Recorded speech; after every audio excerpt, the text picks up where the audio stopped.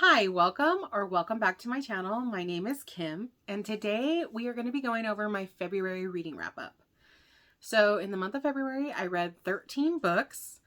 Some graphic novels helped with that grand total. But yeah, I actually ended up reading, or at least attempting to read, all the books from my February TBR, and I obviously read more because I had only picked out 4. And today we're just going to talk about them. I'm going to give you my rating, star rating, my chili pepper rating, and just give you a little synopsis about the book. This is going to be a spoiler-free review unless you feel like tropes are spoilers, because I will probably be talking about certain tropes that are in the books. So if you feel that way, you might not want to watch. But yeah, if you don't feel like those are spoilers, I will keep all other spoilers from the books out of my reviews. I did have my first DNF of the year in the month of February. I'm not going to say that I might not attempt to finish reading that book at some point this year, but I don't know. We'll see how it goes. Again, I know I've said it so many times, but it is really hard for me to leave a book unfinished, especially when I own it physically. So, and it's a really pretty book. I'm not saying that means I'm gonna like it even if I finish it, but it's like I bought it, I paid for it, I feel like I should finish it, but I don't know. Anyways, but let's get into those, and I guess let's talk about that one first. So the book I DNF'd was One Last Shot. I never got further than like 120. I think I like 24 pages in. So this was supposed to be kind of like a second chance romance. The characters had like a marriage pact from when they were like teenagers, that I think if they weren't married by the time they were like 20, was it 28 or 30? 28 seems like an odd age. Does it say? I don't know.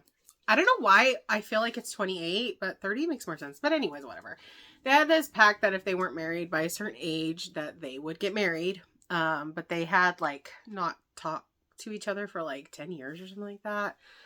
The main female character is a supermodel, and the male main character is like a fashion photographer. So she like, the date goes off like in her phone. And so she gets booked on the job she knows he's shooting, so they can like reconnect, and I think she's hoping for like kind of like an instant chemistry reconnection, and that's not how it goes. I think, like I said, I'm not positive why I wasn't like vibing with this book. I don't think it's necessarily written poorly. I don't think it's really like necessarily a bad book. I will say it might just be partly because I was suffering very much from like a book hangover, because I had just read Onyx Storm, and then right after Onyx Storm I read Reckless by Elsie Silver, and I adore that book so much. And so I think that it was going to be hard for any book to come after those. So it could have been that. It could have just been my mood at the time. I don't know. I think a lot of it goes into that. But I just know that it was like, I think I got into like, I think it was like February 6th. And I still hadn't finished this. And I had only read 120 pages. And I kind of just knew like, okay, this is a struggle. I am like kind of forcing myself to read this. I should be done with a book by now. And I was not. I kind of think the characters are a little flat. I really was trying to wait at least until they like met up with each other. I was thinking like maybe that would, make them a little bit more interesting. I think it's because it also has kind of like, I don't know, I guess a little bit of miscommunication, and that's not my favorite. It's just kind of like how it was feeling like it was setting up for why it was going to take like obviously the whole book, because the whole book for like them to end up together kind of just didn't seem very interesting to me, I guess. So I just decided, you know what, let's move on. Let's move on from this book. We're shelving it for now. Like I said, I kept the bookmark in there. I'm keeping the bookmark in there because maybe one day I will go back to it. Maybe not. We'll see. We'll see what the future holds. But since I didn't finish that, obviously I didn't rate it. or anything like that. So I have no rating for that. And again, I'm not going to say that it was a bad book. I just think it wasn't for me at the time. But I moved on from that and I moved on to Not in Love by Ali Hazelwood. So I enjoy Ali's writing. This is the third book I've read of hers. I have read Love Theoretically, and I've also read Bride. And I really want to read Deep End soon. I'm hoping soon. I don't know. My TBR is looking very daunting at the moment, and I'm not gonna lie, it's stressing me out just the tiniest bit. But regardless, I was like, okay, I was excited to read this one because I do like Ali's writing. I did enjoy this book. I gave this book, in my book journal, I did give it 4 stars. So yeah, I liked it. It was cute. I gave it 2 chili peppers spice. Again, I know I talked about this before with the spice scale. I don't think I've really gotten a handle on what my spice scale means, so take it with a grain of salt. I think I need to like kind of maybe sit down and think about that. Like, really, what do these chili peppers mean to me? But it's spicy. It does have spice scenes in it. Okay, so the premise of this book is we have our main characters, Rue and Eli. Rue is a scientist, and the company she works for, like, Eli and his business partners, like, kind of like buy it out. And that, like, Rue and her coworkers are kind of worried about what that means for them. They're worried, like, you know, they're just gonna come in and, like, you know, I don't know, like, take their, like, the rights to, like, their research. I don't know, they're just, like, nervous about what that means for their company, right?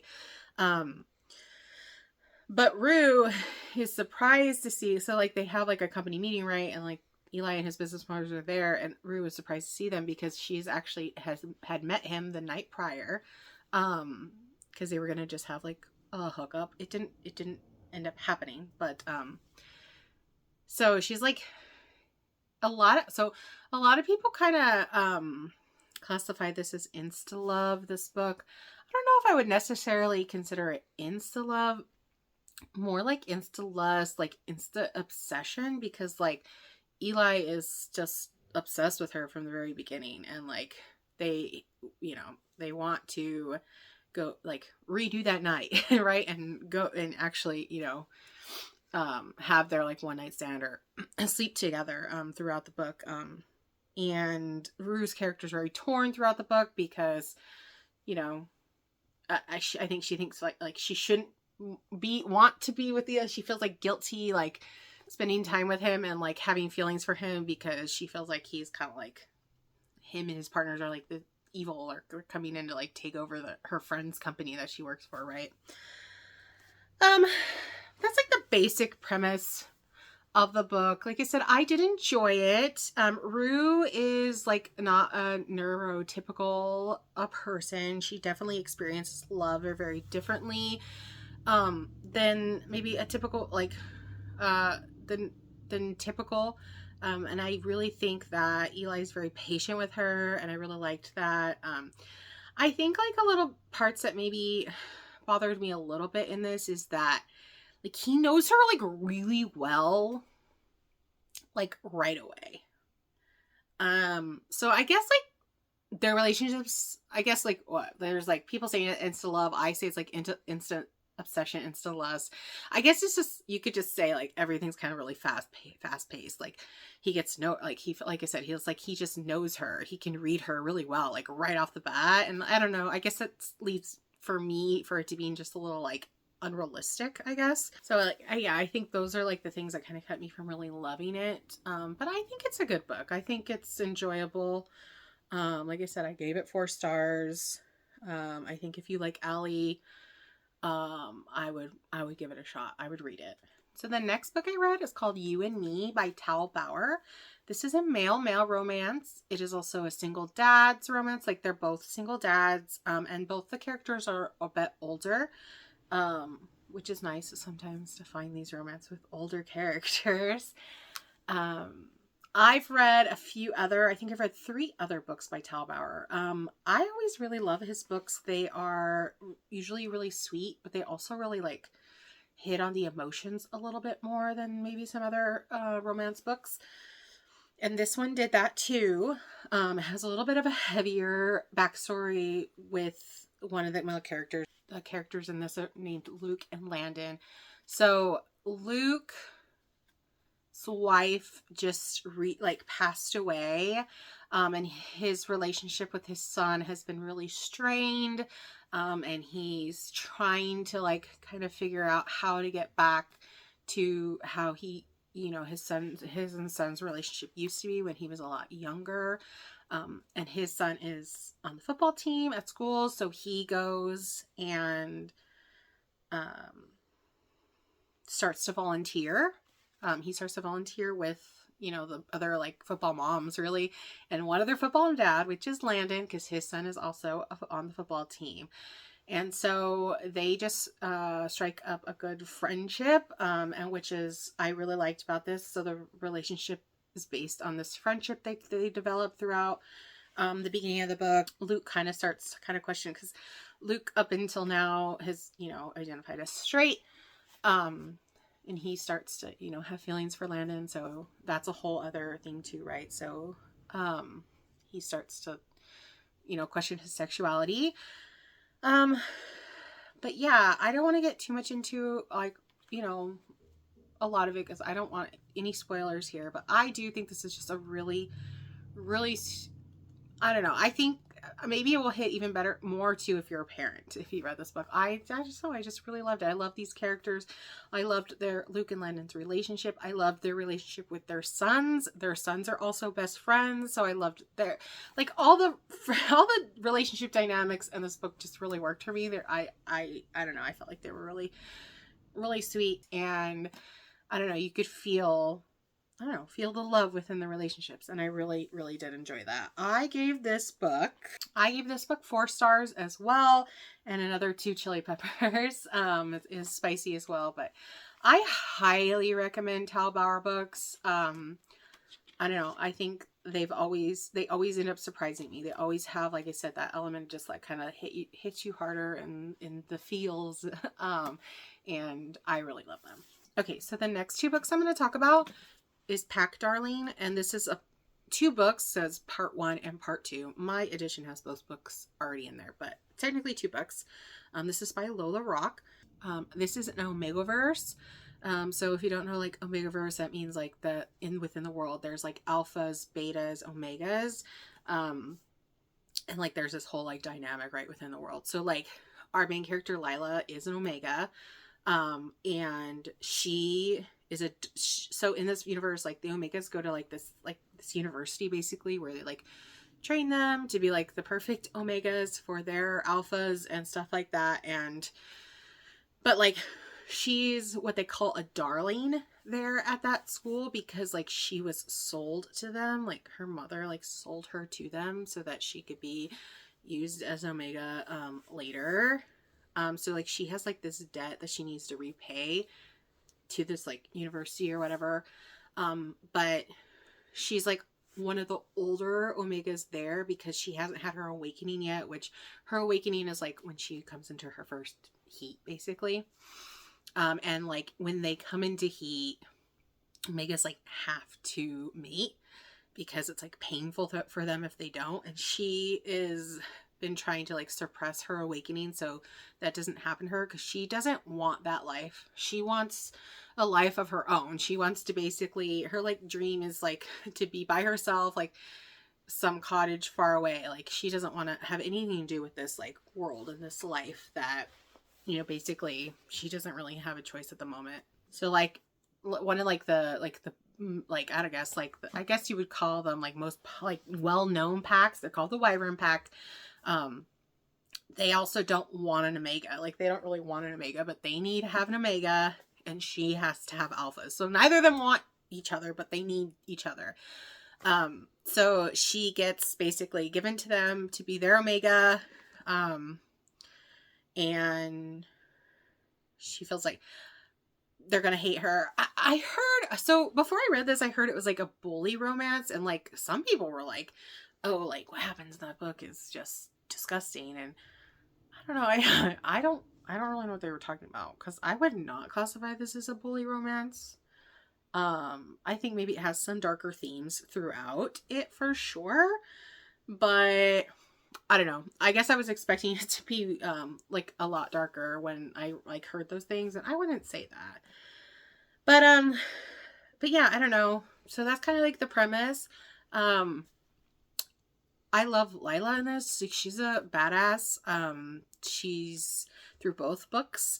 Um like I said, I don't really want to talk about what happens in the second book because then I think that kind of spoils a little bit what happens in the first book. But just know overall, I enjoyed both of these. I've never read an Omegaverse before, so this is the first time, I think. Yeah, I believe this is my first Omegaverse. At least if that's where it's like the main focus. I don't know, I enjoyed it. I'm actually like interested in maybe trying some others. I gave both parts of these 4 stars. The first part is not as spicy. I gave it 2 chili peppers. The second part is much more spicy. I gave it 4 chili peppers. And if you read, so the author has an extended ending for the second book. It's like 85 extra pages. That's like all the chili peppers. I mean, basically it's an extended just spicy scenes. This is like pretty much just all spicy. A little bit extra story in there in that extended ending, but it's just mainly a lot of spicy scenes. Okay, and obviously it's a Omegaverse. It's Lila and 5 other guys. Yeah, so Omegaverse, there's multiple alphas. I'll just say that. So one Omega, 5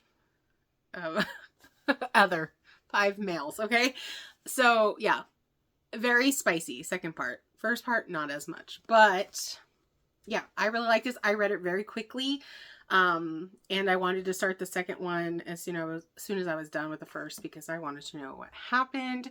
I will say maybe there's a little bit redundant. Like, I guess maybe why I didn't give it 5 stars is like there's a little bit of a redundancy in the story. Not even the story, but like her like how she's like how she like process. I don't know. There's a little bit redundancy in her thinkings of like how things are gonna pan out. I guess I don't know. It's hard to say things without spoiling things, but there is a little bit of a redundancy through some of them. I also think maybe there was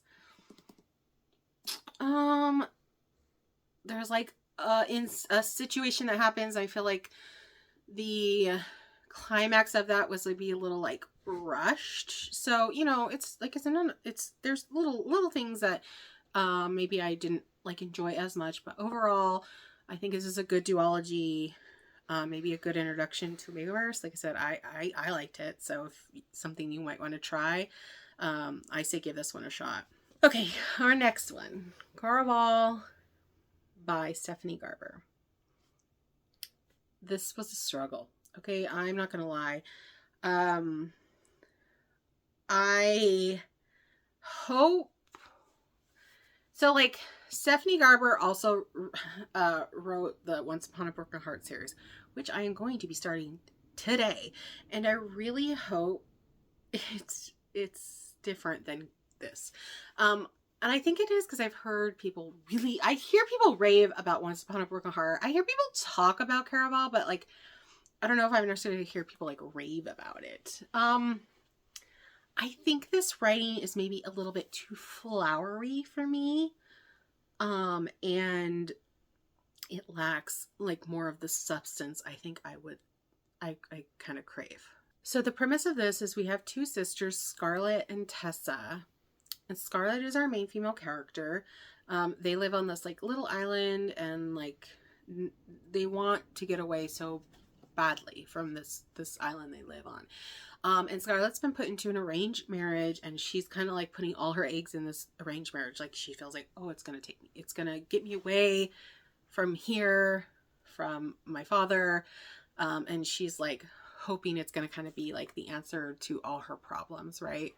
So like that's the plan. But she finally gets like an invitation to go to Caraval, which she's been trying to get like for years, basically for years, for her and her sister to be able to go to this. And so she finally gets an invitation for her her sister and her, fiance. So she has these 3 tickets. So she gets this sailor to help get them there, right? And when they get there, she finds like her sister's been kidnapped. And so basically she has to like play this game. I care like and play the game basically, and like figure out the clues and figure out who took her sister, right? So that she can, and she's trying to do it and get her sister and get back before like they get in trouble for leaving. And like, so you're told when you enter Caraval, like everything is like not real. Like it's part of the production. It's part of the thing, but like, it's also like, but it kind of messes with your head because it starts to make you wonder like, wait, like question if it is real, if it's not. But anyways, so that's like the premise. But like I said, I think the writing here is a little bit too flowery for me. And I don't feel like there's enough like character development because ultimately I don't care about these characters.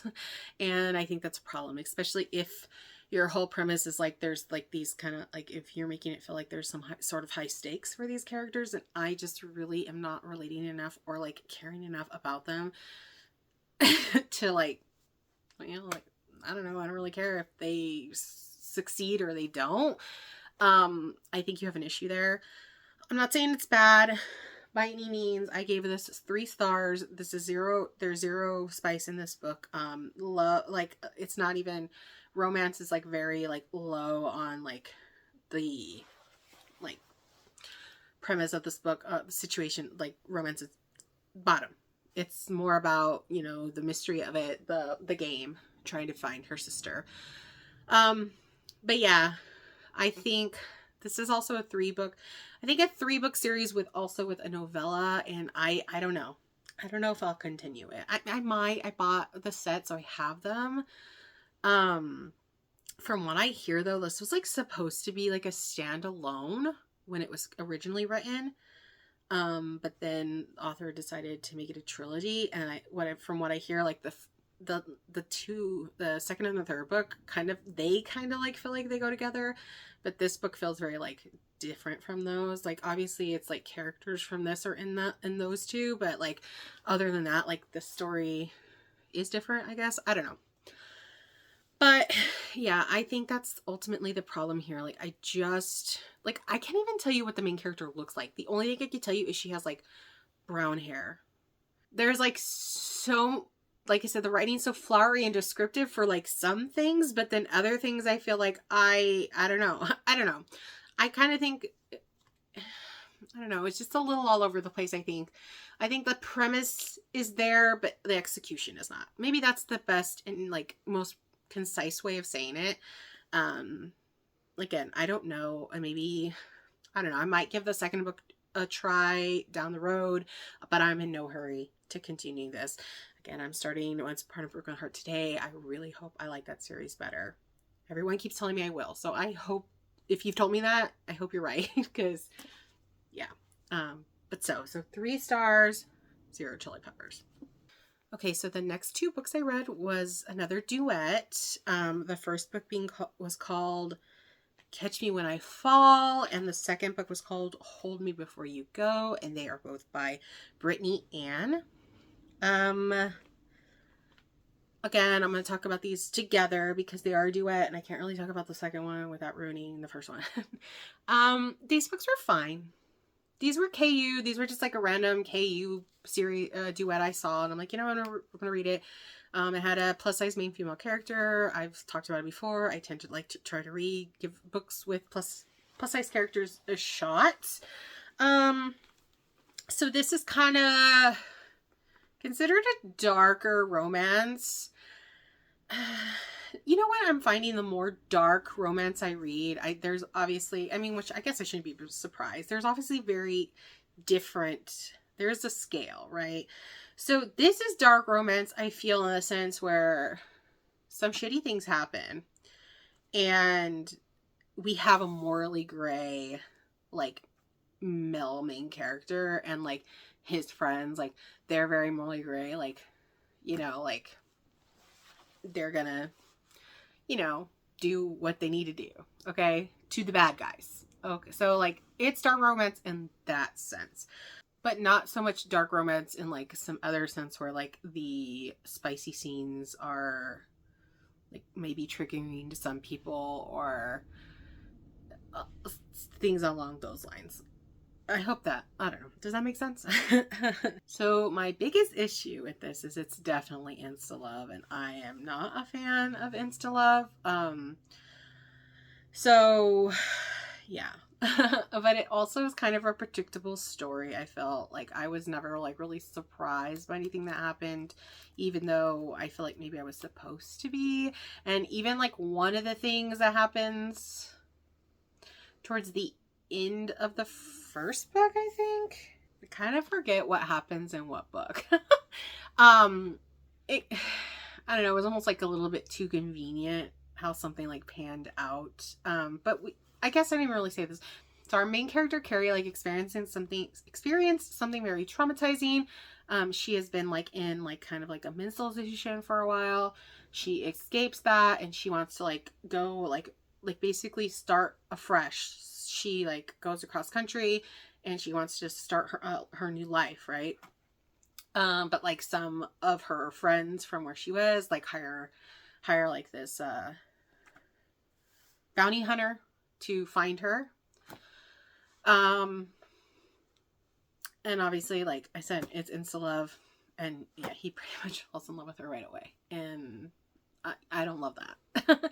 I think throughout the whole duet, I feel like they didn't even really spend a whole lot of time with each other. So I don't know. I just always have a hard time with that. Like, you're gonna burn the world down for her. You don't even know her. Like, I don't know.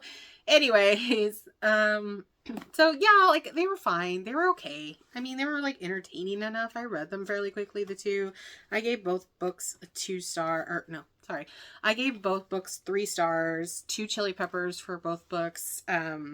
Do I think it needed to be 2 books? I don't think so. I think it could have just been maybe a little bit longer. 1 book, a little bit longer. Because I did feel like, I don't know. There was like definitely some lulls. I don't know, the way things panned out. I don't know. It was just a little, I don't know. It was okay. It was just fine. It was fine. Would I necessarily like, discourage someone from reading it? No. But would I necessarily like really encourage someone to read it? Also probably not. Leave it up to your, like, if it sounds interesting, then yeah, go ahead. But, it was just, it was just there. It was just the book. I read it. I experienced it. That's it. Something else I think, because like, so this author has like a lot of other like series, and these are all interconnected. And I never know how to approach these like romance books. If it's one series, a romance series, I like to read all of them. Or I like to start with book 1, and if I like it, continue it, right? But then, like, some of these, you've got start to get in different series, and they make an interconnected universe. And, like, it's kind of a lot to, like, to get through. So, like, this one sound like, I was like, oh, I want to read this. And it says it's part of the, like, this interconnected, like, universe she's made throughout all these different romance books. But, like, what it says is, oh, but you can read it without reading those. And, like, obviously you can, because I did. But I also always wonder that if I would enjoy it more, like, because there was obviously, like, Easter eggs, like, characters in this that were obviously part of those other series. And makes me wonder, like, would I enjoy it? Would I have enjoyed that stuff more if I had read the other series? So I guess keep in that mind too. Like, if you ever did want to try this, maybe look at all the other series first and see if you would rather, like, I don't know, take on the task of reading the whole thing. Because I think it's like maybe like 3 or 4 other series, like with 2 to 4 books each, I think, or something like that. So I don't know. I guess keep that in mind if you did want to read it. Okay, so the next 5 books I read were the Heartstoppers series. So there's 5. I always say Heartstoppers. I always put an S when it doesn't have an S. So Heartstopper series. Sorry. There's 5 volumes of this. Obviously these are graphic novels. They're very quick reads. I read this whole series in within 2 days of starting it. Do it. I love these so much. I gave them all 5 stars. These Charlie and oh my god, Nick. Oh my god, I can't believe I forgot. Charlie and Nick are just the cutest little couple. So, you know, this is about, you know, I think Charlie is like 15 and Nick is 17, I think, in the beginning of these. You know, just their little, their love story. Charlie is out. He's like experienced a lot of bullying and stuff in his school. Nick and him become friends, and through that friendship, Nick starts to fall for Charlie and question his sexuality. And I don't know, these little stories are so cute. The characters are so sweet. The side characters are the friends. They have such good themes, you know, about just kind of just being yourself. And there's good mental health representation in these books. You know, don't ever sleep on a graphic novel. They're not for kids. Don't just think because it's a graphic novel, it's for kids. I love a good graphic novel. I highly recommend this series. I think there's going to be one more volume at least. I hope more, but I think there's at least one more volume. I know there's also like spin-off series. I know there's one with Charlie's sister. I haven't read those. There's also a Netflix show, Heartstopper, and I had watched that. I've been watching that since it came out, I think a few years back. And the show is also super cute, and they did a great job. Like, I don't usually rave about adaptations like that, because I think sometimes it's very hard for me to love a book and like whatever adaptation they do, be it movie or TV show. There's a few gems out there where they do it well, but this one they did amazing with the adaptation of this. So I also highly recommend the show. This is by Alice Osman. I don't think I said that, but yeah, if you can get a hold of these, definitely read them, because I just enjoyed it so much. It was such a nice, I read these when I was sick one weekend. It was just a nice way to spend my day, because just that sweet characters, sweet story. Love it so much. And the last book I read in February is called Every Move You Make by Sloane Spencer. This is a sports romance YA. So we have our main female character, Robin, and then we have Isaiah, who she's known since she was like in college. They're both rugby players. Isaiah played professionally for a little while, but he's been injured and he had to retire early. And then we have Robin, who is currently on a women's rugby team, and is trying to make like the Olympic team. And then our third character is Dell, who is their personal trainer. He's been Robin's personal trainer for years. And once Isaiah is like recovering from his rugby injury, he starts going to Dell. Isaiah has had a thing for Robin for like forever, but like it's like the timing's never like been right for them to like try a relationship. So she doesn't know he has something for her. She doesn't know he has something for her. She doesn't know he has something. Wait, how do I say that? She doesn't know he has something for her, and he doesn't know she has something for him. There you go. And then Robin also has something for Dell, right? So it's like a little bit conflicting. And then like Isaiah starts to have feelings for Dell. So it turns into a YA, okay? All three of them together. This was a cute little read. I gave it 3 stars, 3 chili peppers. It might be 4 for some people. I don't know, because I said it's a YA, so you have, maybe it's closer to a 4 chili pepper. Maybe that's fair. I don't know. Maybe I'm getting desensitized to chili peppers. I don't know. But yeah, it was cute. So it's like, you know, them trying to figure out how they're going to like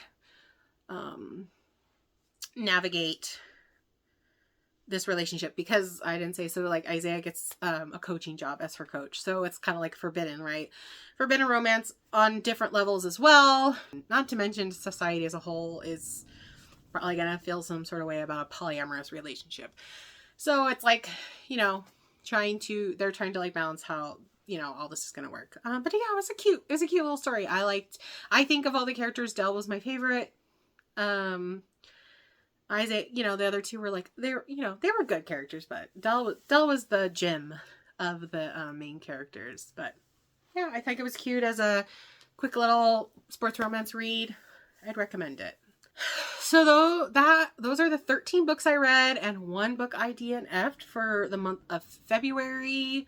I'm happy with the amount of books I read in February, I'm a little bit worried about March. I think February gave me like this confidence, like, oh, February is a short month and I got 13 books. I can get 10 books read in March, no problem.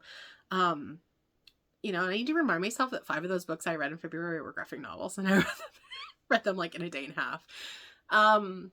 I think I'm struggling a little bit in March. I'm getting a little nervous, but I'm going to do it. I'm going to do it. It doesn't help that I'm reading a lot of fantasy in March, and those usually take me a little bit longer.